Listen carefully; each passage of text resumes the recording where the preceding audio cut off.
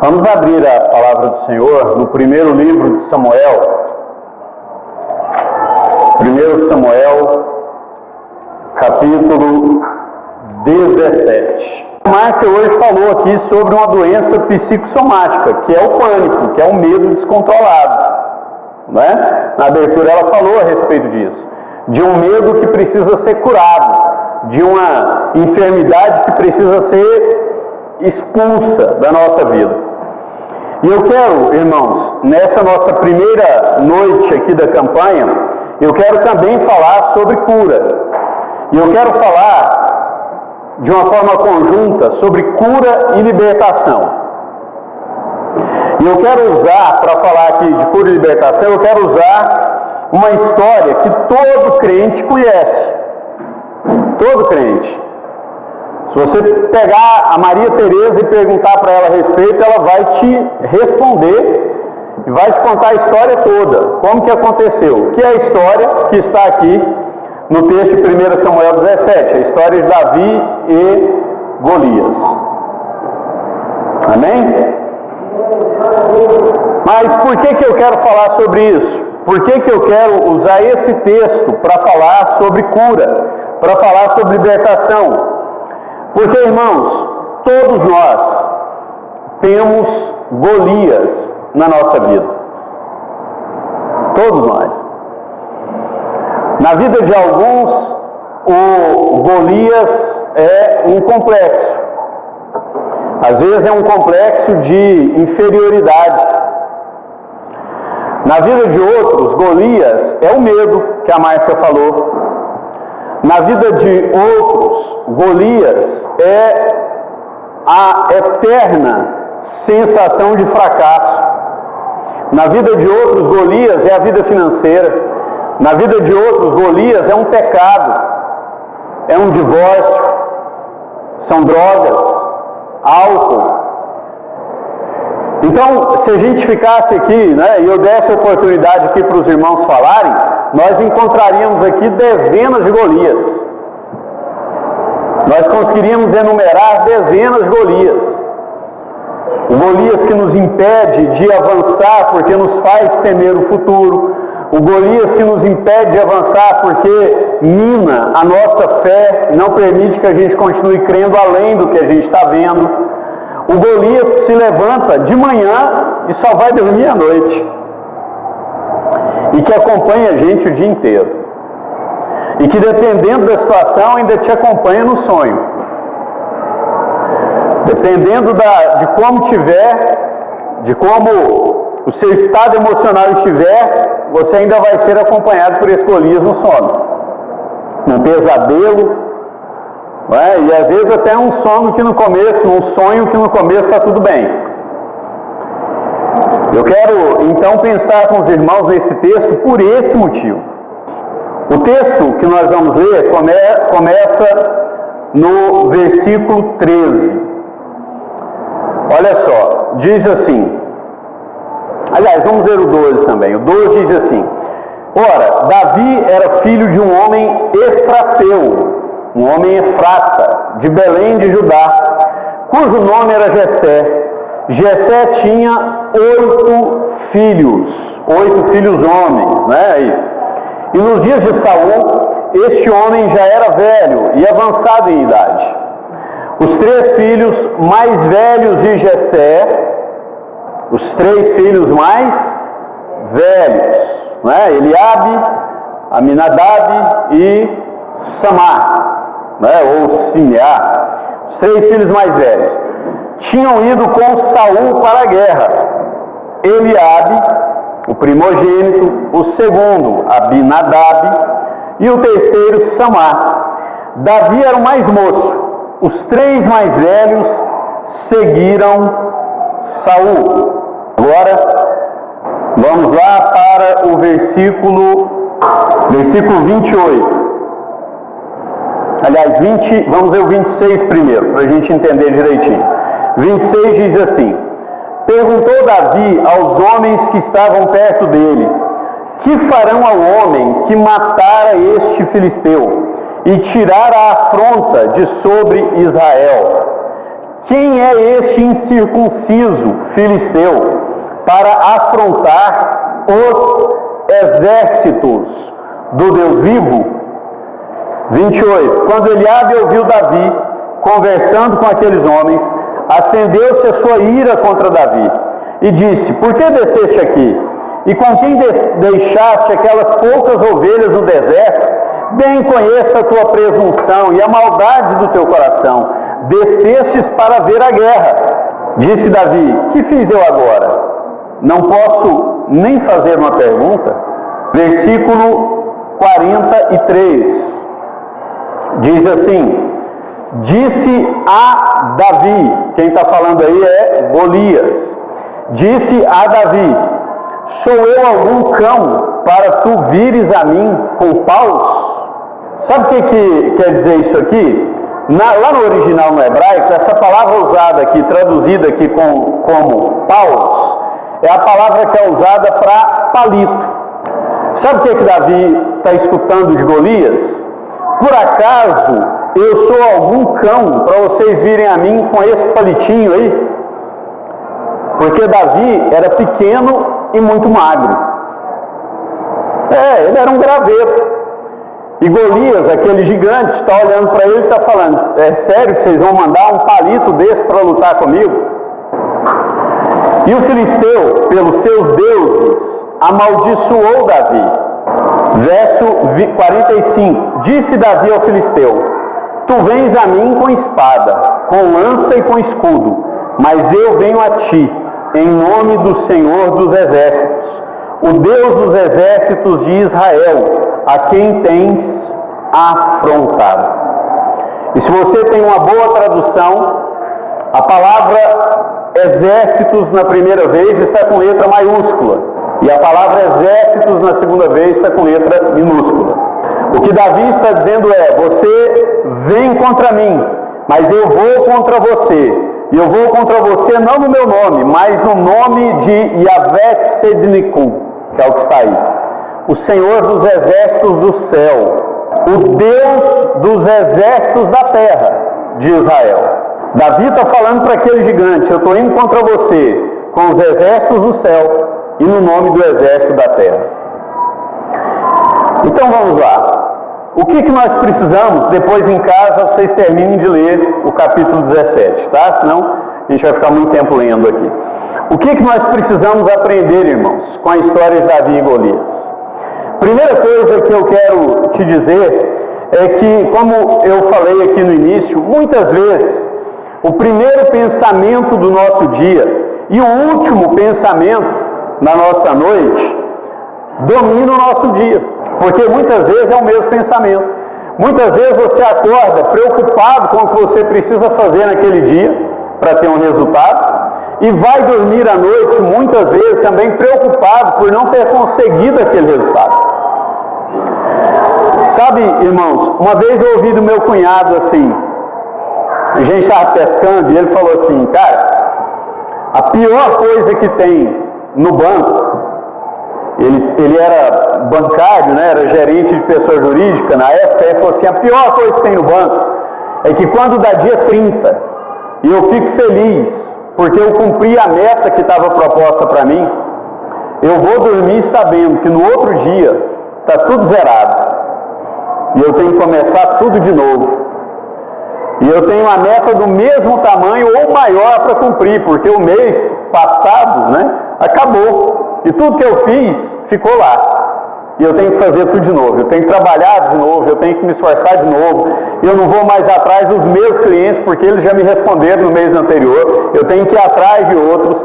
E é terrível. E é verdade, irmãos. Porque às vezes a gente tem aí numa semana, né, a gente começa a pensar: essa semana está vencendo a água, está vencendo a conta de energia, está vencendo a conta de telefone, está vencendo a conta do celular, o plano de saúde, está vencendo a escola. E quando você olha para o saldo, para o que você tem lá na conta, não é, o que está guardado na sua conta, parece que é muita conta para pouco dinheiro. E você começa a semana pensando: como é que eu vou fazer? O que eu vou aprontar essa semana?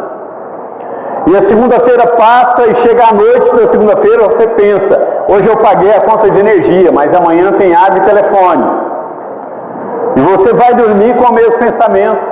Na terça-feira a mesma coisa, na quarta a mesma coisa. E eu estou te dando aqui um exemplo da vida financeira, mas eu poderia te dar um exemplo aqui em qualquer área. Imagine alguém que está fazendo aí um tratamento para uma enfermidade grave, em que ele acorda pela manhã sabendo que vai ser mais um dia de sofrimento, mais um dia de tratamento, e ele vai dormir se lembrando das dores do dia, e sabendo que no outro dia de manhã vai acontecer tudo da mesma maneira. Imagine alguém que não está enfrentando um problema financeiro, que não está enfrentando uma enfermidade, mas está enfrentando um problema com um filho envolvido em drogas, e que ele acorda pela manhã preocupado.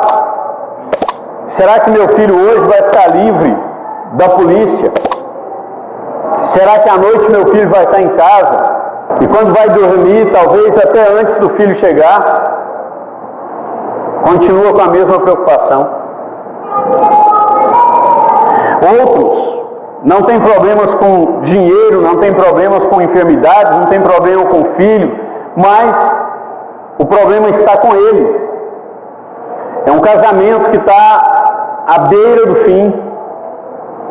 É uma relação em que não há confiança. É uma história de vida e de família, de avós e de pais e de tios que se envolveram no adultério e que viveram no adultério, e que agora entende que ele também deve fazer ou vai viver da mesma forma. E como eu disse no início, nós também poderíamos ficar aqui dando N exemplos, mas todos eles se encaixariam no que eu falei: o primeiro pensamento da manhã sendo o último pensamento da noite. Esse Golias interfere no nosso dia. E sabe, irmãos, a história de Israel, aqui ainda é Israel, né? A história de Israel com os filisteus começou muito tempo antes. Pelo menos aqui, uns 400 anos antes. Quando Josué vai assumir a terra, quando o povo vai tomar posse da terra prometida, os filisteus estavam lá naquela região. E Josué, entendendo o que Deus havia dito, sai destruindo os povos. Mas como eles já haviam tomado posse de uma grande parte da terra, Josué desiste de desistir 3 tribos dos filisteus. 3 tribos. A tribo de Gat, de onde vem Golias. Golias é um gigante de Gat. A tribo de Gaza, olha só, a tribo de Gaza que agora está de novo em guerra com Israel. São filisteus, desde quando eles tomaram posse na terra. As 3 tribos, Gat, Gaza e a tribo de Asdod. Josué não destruiu essas tribos. E quando o povo toma posse da terra, essas tribos crescem e começam a guerrear com Israel. Primeiro Asdod, lá no início da época dos juízes. Depois Gat. Depois Gaza. De novo Gat, que é o que está acontecendo aqui agora. E sabe, irmãos, o que nós observamos aqui? Os filisteus estão olhando para os israelitas, estão dizendo para eles: durante muito tempo vocês mataram muitos de nós. Durante muito tempo vocês nos subjugaram. Durante muito tempo vocês tiveram aí um gigante chamado Sansão. Durante muito tempo nós fomos submissos a vocês, mas agora vocês não têm mais Sansão e nós temos Golias. Por quê, irmãos? Porque quando nós perdemos a nossa força, quando nós perdemos a direção que foi dada para cada um de nós e dada por Deus para cada um de nós, os gigantes dos nossos inimigos crescem. Os nossos inimigos crescem, se tornam gigantes e se levantam contra nós. E esses gigantes, todos esses que eu citei aqui antes, o problema na vida financeira, o problema no casamento, o problema com o filho, né, todos, o problema com ansiedade, com depressão, com pânico, todos esses gigantes, eles aumentam de tamanho à medida que nós diminuímos a nossa força no Senhor. Agora, nós podemos olhar para essa situação sob duas óticas. A gente pode olhar como uma pessoa pessimista. E aqui eu quero te dar um exemplo, é um exemplo em tese, tá? Não estou falando da vida de ninguém, é só um exemplo para você entender. Nós podemos olhar como uma pessoa pessimista, como alguém que sabe que o avô teve muito problema com dinheiro, ganhou dinheiro, mas morreu muito pobre. O pai teve problema com dinheiro, da mesma maneira. E agora ele está tendo o mesmo problema com dinheiro. E ele pode olhar para isso de uma forma pessimista e pensar: isso já aconteceu com meu avô, isso já aconteceu com meu pai, está acontecendo comigo, e parece que é uma maldição na vida da minha família, parece que isso não vai mudar. Olhar para os gigantes que estão voltando com um olhar pessimista. Mas nós também podemos olhar para os gigantes que estão voltando com um olhar otimista. Olhar para os gigantes que estão voltando e pensar: isso aconteceu com meu avô, isso aconteceu com meu pai, isso está acontecendo comigo, mas acaba aqui. Eu vou renovar a minha força no Senhor, eu vou me levantar na força de Deus, eu vou buscar a direção do Espírito, eu vou andar segundo a direção do Espírito, e todo esse problema, maldição, o que quer que seja, na minha vida financeira, acaba aqui. Deus está dando uma nova chance. Mas sabe o que eu tenho aprendido? É que quando nós olhamos para o nosso gigante, nós só conseguimos enxergar o gigante. Porque, já por definição, o gigante é alguém muito grande. Então imagina alguém muito grande na sua frente. Golias, irmãos, tinha aproximadamente 60 côvados. Colocando isso em metros, dá mais ou menos 3 metros de altura. Um côvado, ele variava de 46 a 54 centímetros. Então o tamanho desse sujeito aí variava de 2,78 até 3,24. Imagina um sujeito desse tamanho na sua frente. Se você olha para o gigante, você só consegue enxergar o gigante. E se você estiver olhando para o gigante, você vai ser derrotado. Mas quando Davi está descendo aquela colina, e ele enxerga aquele gigante de longe, gritando, falando: manda um homem para lutar comigo, só um. Se me vencer, a gente vai embora. Davi não olha para o gigante. Davi só fala daquele homem 2 vezes. Uma vez com Saul e uma outra vez com um soldado que está perto. Davi olha para... E a conversa é a mesma. Davi olha para eles e fala: o que vai ganhar o homem que matar esse incircunciso? Davi nem chama Golias de gigante. Davi olha para Golias e fala: isso é um incircunciso, isso aí não conhece Deus. Isso aí não sabe quem é o Deus que nós servimos. Porque Davi não está olhando para o gigante. Davi está olhando para Deus. E quando Davi chega diante de Saul, e Saul fala uma série de coisas, Davi fala assim: Saul, o que eu ganho? A pergunta é essa. Eu não quero as características de Golias, eu quero saber o que eu vou ganhar. E Saul ali no meio de todo mundo fala: a filha do rei. Davi dá uma olhada na filha do rei, é Milca, ou Mical, né? Tem traduções aí que falam Mical. Ele olha para ela, dá uma avaliada, fala: tá bom, serve, vou lá matar. Imagina aquele menino saindo da presença do rei e indo para o lado de um ribeiro, se ajoelhando ali perto daquele ribeiro, escolhendo pedras, escolhendo 5 pedrinhas, colocando lá na sua capanga, ou lá no seu embornal, né? Se você for de Minas, lá no seu embornal. Davi não está preocupado com as características daquele gigante. Sabe, Davi não era um especialista em gigantes, mas Davi conhecia Deus.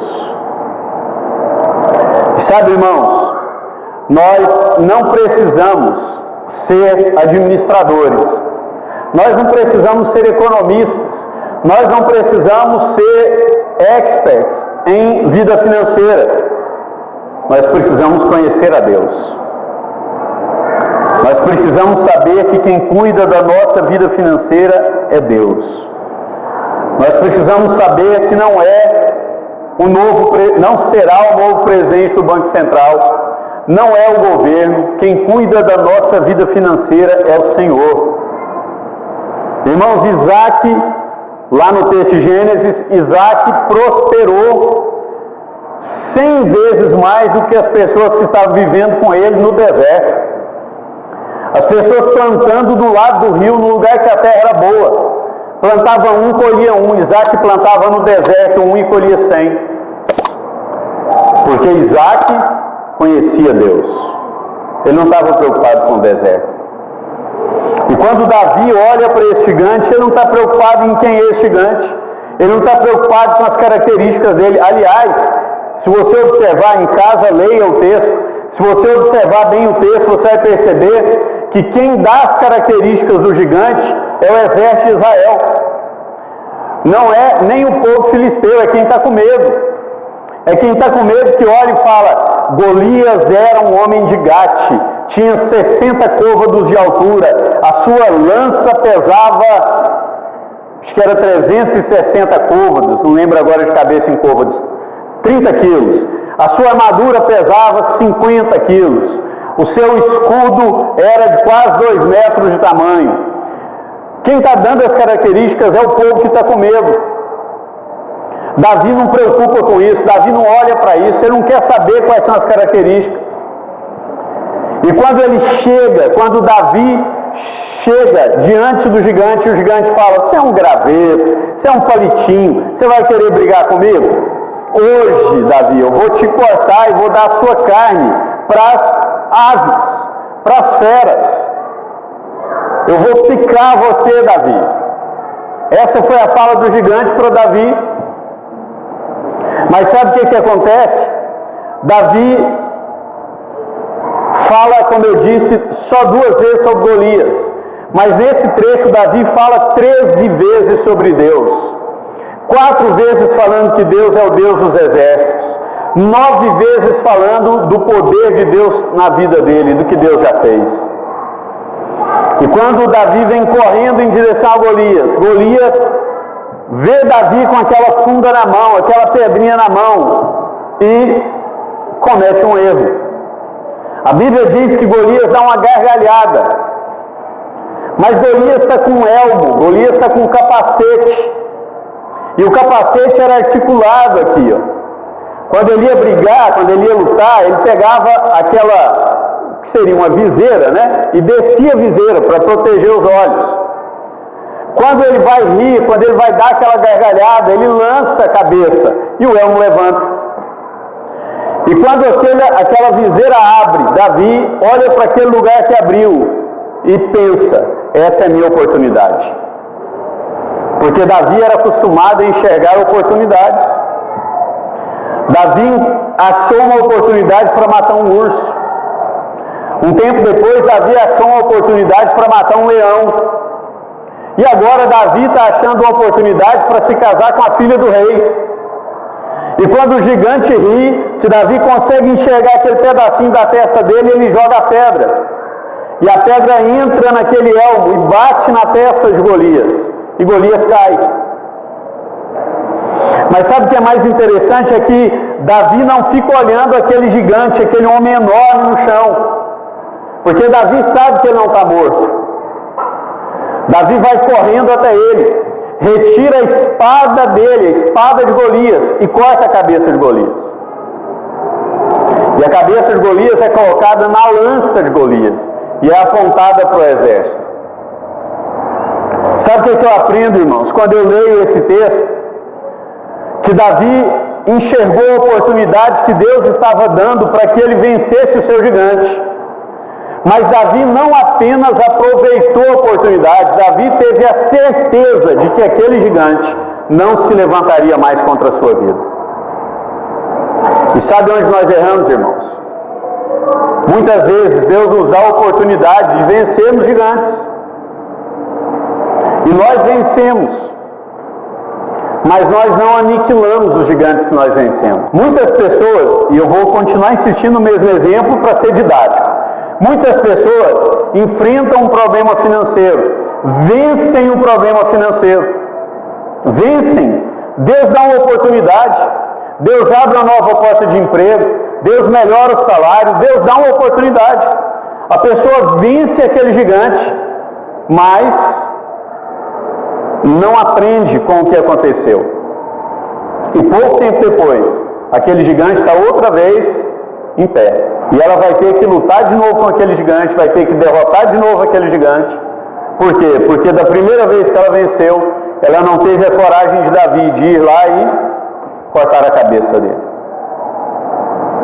Porque se nós continuamos errando da mesma maneira, nós não podemos esperar resultados diferentes. Sabe, irmãos, nós precisamos analisar a nossa vida e enxergarmos há quanto tempo que a gente não pega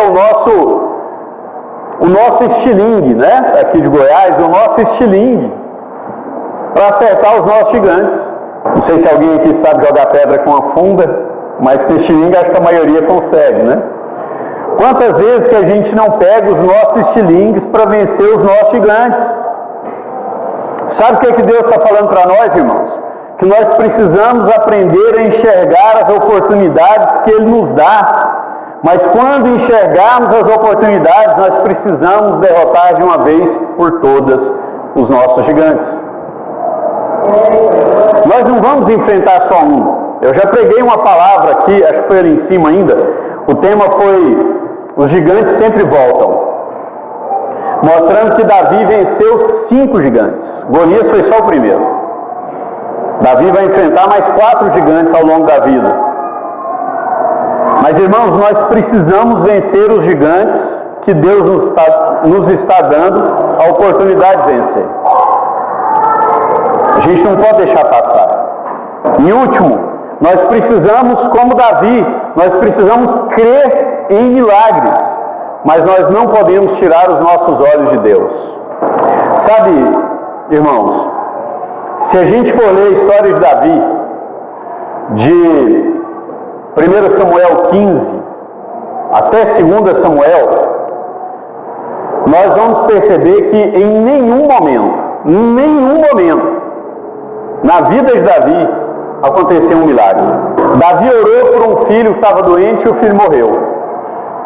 Davi orou por um filho que estava se tornando rebelde para que ele voltasse para casa e o filho não voltou, morreu, pendurado pelo cabelo num galho. Davi orou por um outro filho que havia violentado a sua irmã para que ele se arrependesse. Ele não só não se arrependeu, como o outro irmão matou. Davi orou para que não Salomão, mas seu outro filho assumisse o trono. E o melhor amigo de Davi, o general de seu exército, matou aquele filho. Não aconteceram milagres na vida de Davi. Davi não viu coisas sobrenaturais. Davi não viu o mar abrir. Davi não viu o rio Jordão abrir. Davi não viu cair pão do céu. Davi não viu codornizes chegarem. Davi não viu ressurreição. Davi não viu milagres. Davi não viu milagre. Davi não viu nenhum milagre. Nenhum milagre. E sabe, às vezes também vai acontecer conosco. Às vezes a gente vai passar a vida e nós não vamos ver milagre. Mas sabe, irmãos, que eu creio é que quando Davi chegou lá no seio de Abraão, ele deve ter, ali do lado de Abraão, ele deve ter falado: Abraão, mas Abraão, eu fui um homem segundo o coração de Deus, Abraão. E eu nunca vi o poder de Deus ser derramado onde eu estava, perto de mim. Abraão, como é que é isso? Por que isso não aconteceu comigo? E Abraão olhando para Davi e falando: Davi, olha lá, aquele menino matando um leão. Olha lá, Davi, aquele menino matando um urso. olha lá Davi, aquele menino matando um gigante, aquele menino se tornando um grande rei, aquele menino fugindo 6 vezes da morte que o seu sogro queria executar, aquele menino se tornando o ascendente do Messias. Em outras palavras, Davi, você era um milagre. Você não precisava de ver milagres, porque você era um milagre que Deus tinha colocado para Israel. Porque tudo que Israel precisava era de um rei segundo o coração de Deus. Israel estava há muito tempo longe do Senhor. A Bíblia diz lá no texto de Juízes que naquela época não havia quem falava com o Senhor e cada um agia segundo o que estava na sua cabeça. Não havia profetas. Davi é um milagre que Israel precisava naquela época. E a história de Davi está ensinando para nós, irmãos, que muitas vezes você é o milagre que a sua casa precisa. Você é o milagre que a sua família precisa. Você é o milagre que os seus colegas de trabalho precisam. Às vezes você vai orar por alguém da sua família e ela não vai ser curada. Às vezes você vai orar por alguém da sua família e ela não vai ser liberta de um vício. Mas ela vai poder olhar para você e saber que você é um milagre de Deus na vida dela. Que você é aquele que Deus usa para que nos momentos de dificuldade ela tenha a quem recorrer. Que você é aquele ou aquela que Deus usa para que nos momentos de dor e de luta ela tenha um ombro para se apoiar e para buscar consolo. Porque, irmãos, nós somos o milagre que Deus colocou na nossa família. E sabe, como eu disse, Saul tentou matar Davi 6 vezes. 6 vezes, e ele não conseguiu. Quis que Jonatas matasse, Jonatas disse, não vou matar. Pediu para um outro general matar, o general falou, não vou matar. Fez emboscadas e Davi se livrou. 6 vezes. Ele não conseguiu matar, mas ele destruiu o casamento de Davi. Ele afastou Davi da sua família. Ele afastou, acabou com a carreira militar de Davi. Ele mandou Davi para o deserto. Sabe por quê, irmãos? Porque nós precisamos aprender a enxergar onde estão os gigantes que nós temos que enfrentar. Quando Davi fugiu, está lá em 1 Samuel 21.